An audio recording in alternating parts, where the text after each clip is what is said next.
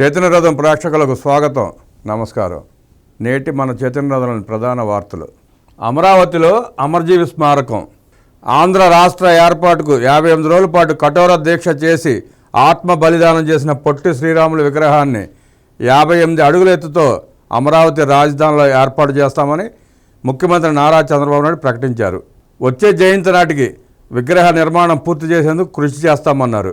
అమరావతిలోనే memorial కూడా ఏర్పాటు చేస్తామన్నారు. అదేవిధంగా పొట్టి శ్రీరాములు స్వగ్రామమైన పరమటిపల్లిలోని నివాసాన్ని మ్యూజియంగా రూపుదిద్దుతామని, గ్రామంలో ఆధునిక వసతులతో ఆరోగ్య కేంద్రం, హైస్కూల్ భవనం నిర్మిస్తామన్నారు.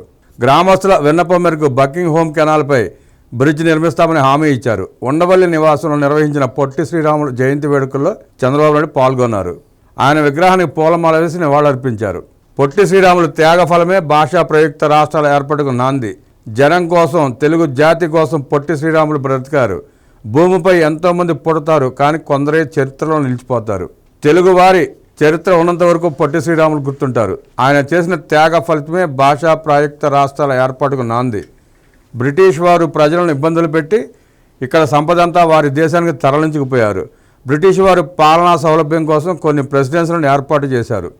స్వాతంత్రం వచ్చాక ప్రజల్లో ప్రగాఢమైన ఆత్మాభిమానం వచ్చింది. పొట్టి శ్రీరాములు 1901 మార్చి 16 మద్రాసులో పుట్టారు. పుట్టింది మద్రాసులోనైనా వారి కుటుంబం మొదట నెల్లూరులోనే ఉంది. ఏ భాష మాట్లాడేవారిని ఆ భాష వారే పాలించుకునే అవకాశం రావాలని పొట్టి శ్రీరాములు కోరుకున్నారు. తెలుగు భాష మాట్లాడేవారికి ప్రత్యేకంగా ఒక రాష్ట్రం కావాలని పోరాడి ఆత్మార్పణ చేశారు. ఆయన పోరాటం చేసే సమయంలో ప్రజలు పెద్దగా ముందుకు రాలేదు. ఆ సమయంలో కేంద్రం కూడా దిగి రాలేదు. అయినా 58 రోజుల పాటు కఠోర దీక్ష చేసి 1952 డిసెంబర్ 15 ఆత్మ బలిదానం చేశారు. పొట్టి శ్రీరాములు చనిపోయిన తర్వాత ప్రజలు ఆగ్రహవేశాలు రేకెత్తాయి. దీంతో ప్రత్యేక రాష్ట్రం ఇస్తున్నామని 1952 డిసెంబర్ 19 పార్లమెంట్లో నెహ్రూ ప్రకటించారు. 1953 అక్టోబర్ 1 ఆంధ్ర రాష్ట్రం ఏర్పాటు చేయనున్నట్లు ఆ ఏడాది మార్చి 25 నాటి ప్రధాని నెహ్రూ ప్రకటించారు. అక్టోబర్ 1 ఆంధ్ర రాష్ట్రం స్వపరిపాలనకు వచ్చింది. తర్వాత తెలంగాణలో కలిసిపోవడం, మళ్ళీ 2014లో 2 రాష్ట్రాలుగా విడిపోవడం జరిగిపోయింది. అందుకే ఆయన ఆత్మ బలిదానాన్ని డిసెంబర్ 15 ఘనంగా నిర్వహించాం అని చంద్రబాబు పేర్కొన్నారు. 2047 నాటికి నెంబర్ 1 రాష్ట్రంగా మార్చేందుకు కృషి చేస్తున్నాం. పొట్టి శ్రీరాములు త్యాగంతో ఏర్పడిన ఆంధ్రప్రదేశ్ను 2047 నాటికి నెంబర్ 1గా మార్చాలని పనిచేస్తున్నాం. ఆయన పేరుతో మెమోరియల్ ట్రస్ట్ ఏర్పాటు చేయాలని కోరారు. ఆయన అభిమానులు, సమాజం ముందుకొచ్చి త్యాగాలను గుర్తు చేసేలా ట్రస్ట్ ఏర్పాటు చేస్తే బాగుంటుంది. ముందుకొచ్చిన వారిని అభినందిస్తున్నా. ప్రజలు చేసేది స్ఫూర్తిదాయకంగా ఉంటుంది. వ్యక్తుల త్యాగాలు 1-2 రోజులు గుర్తుంచుకోవడం కాదు, చరిత్ర ఉన్నంత వరకు గుర్తుంచుకుని భావితరాల వారికి స్ఫూర్తి అందించాలి. తెలుగు జాతి కోసం ఏ విధంగా ఆత్మ బలిదానం చేశారో చరిత్ర తెలియని వారికి వివరించాలి. పొట్టి శ్రీరాముల పేరును నెల్లూరు జిల్లాకు పెట్టింది మేమేనని చంద్రబాబు స్పష్టం చేశారు. 12 నెలలు 12 కార్యక్రమాలు. ఈ రోజుకు 125వ జయంతి వేడుకల్లోకి అడుగుపెట్టాం. వచ్చే ఏడాది మార్చి 16 వరకు ప్రతి నెల 1 చొప్పున 12 రకాల కార్యక్రమాలు చేపడతాం. అప్పటికే 125వ జయంతి ఉత్సవాలు పూర్తవుతాయి.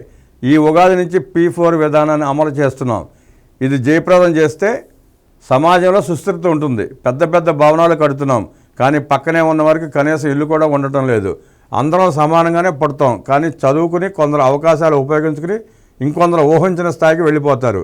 ఊర్లో ఉండేవారు అక్కడే ఉండిపోతారు. అందుకే పేదలను పైకి తీసుకురావాలి. రాబోయే 5 ఏళ్లలో పేదరిక నిర్మూలనకు ప్రతి వ్యక్తి జీవన ప్రమాణాలను పెంచేందుకు ఇబ్బంది లేకుండా ప్రభుత్వం చొరవ తీసుకుంటుంది. వయసుల్లోనూ పేదలున్నారు. సమాజ హితం కోసం అందరూ పనిచేయాలి. పొట్టి శ్రీరాముల స్ఫూర్తిని మనం ముందుకు తీసుకువెళ్ళాలి. తెలుగు రాష్ట్రం కోసం ఆయన ఆత్మ బలిదానం చేశారు. కనీసం తెలుగు జాతి కోసం మీరు 10 మందిని పైకి తీసుకురావాలి. 10 మందికి ఆయన త్యాగాలను వివరించి స్ఫూర్తినివ్వాలని సీఎం చంద్రబాబు పిలుపునిచ్చారు.